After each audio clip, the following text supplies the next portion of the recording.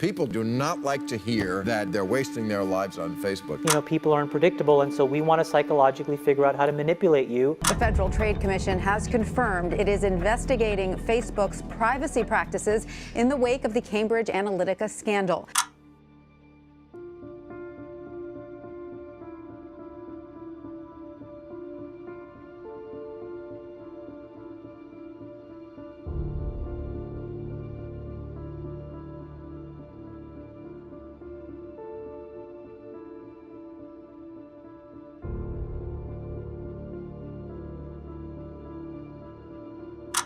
Mr. Zuckerberg, would you be comfortable sharing with us the name of the hotel you stayed in last night?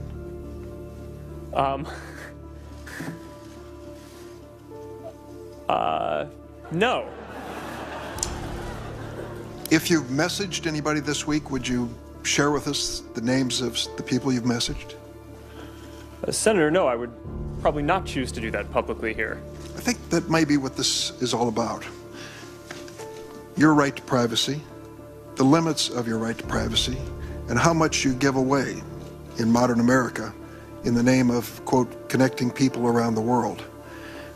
A question basically of what information Facebook's collecting, who they're sending it to, and whether they ever asked me in advance my permission to do that. Is that a fair thing for a user of Facebook to expect? We didn't take a broad enough view of our responsibility, and that was a big mistake. And it was my mistake, and I'm sorry. I started Facebook, I run it, and I'm responsible for what happens here. If the thought process that went into building these applications, Facebook being the first of them to really understand it, that thought process was all about how do we consume as much of your time and conscious attention as possible. And that means that we need to sort of give you a little dopamine hit every once in a while because someone liked or commented on a photo or a post or whatever.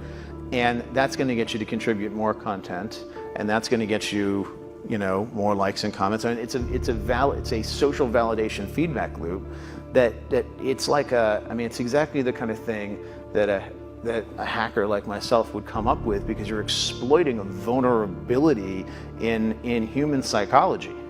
And I think that the inventors, creators, you know, and it's me, it's Mark, it's Kevin Systrom at Instagram, it's all of these people, understood this consciously, and we did it anyway.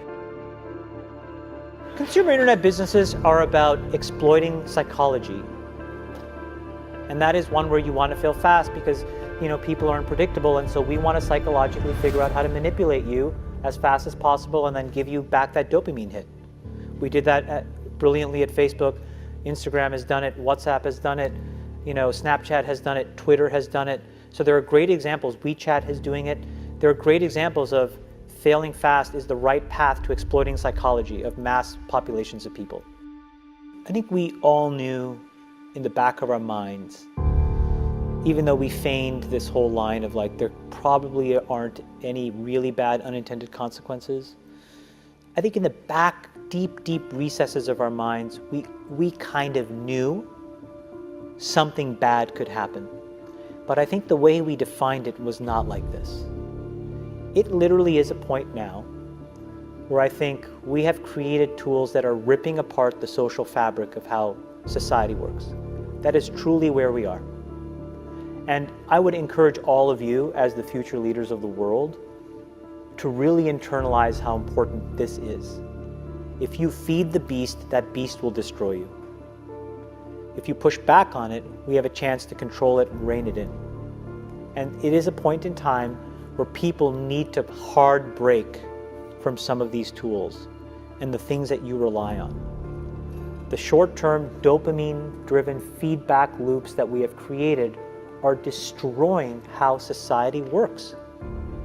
No civil discourse, no cooperation, misinformation, mistruth.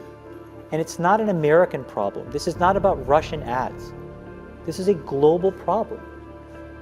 Tell us that, I love that analogy you made on 60 Minutes about the slot machine. Yep. That the phone is really a slot machine, and every time people are checking, they want to get some sort of goose. I mean, it's built into our brains a variable schedule reward. So if you pull a lever and sometimes you get a reward and sometimes you don't, sometimes you get a reward like you're invited to the Bill Maher show, and sometimes you pull your lever and you get a newsletter on an email you want to throw away, it makes it addictive. And so everything about our phone accidentally becomes a slot machine because it could be a text message from someone you love or it could be nothing. But the more frequently it buzzes, the more it conditions us to check more. And so it's obviously leading to these kind of addictive problems that everybody feels. Turn it off. That's what I would say. It's hard for young people now because they're hooked. They're addicted. If you don't think you're addicted, and I'm talking about anyone, from the highest to the lowest, if you don't think you're addicted, then see if you can turn it off for a week. It got quiet in here, didn't it? Didn't it get real quiet?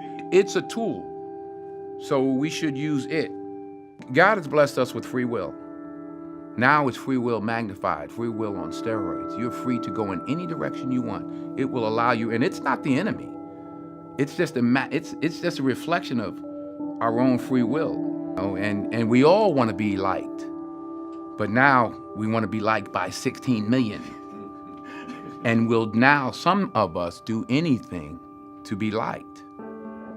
We used to do anything to be liked, but it was by the person in front of you.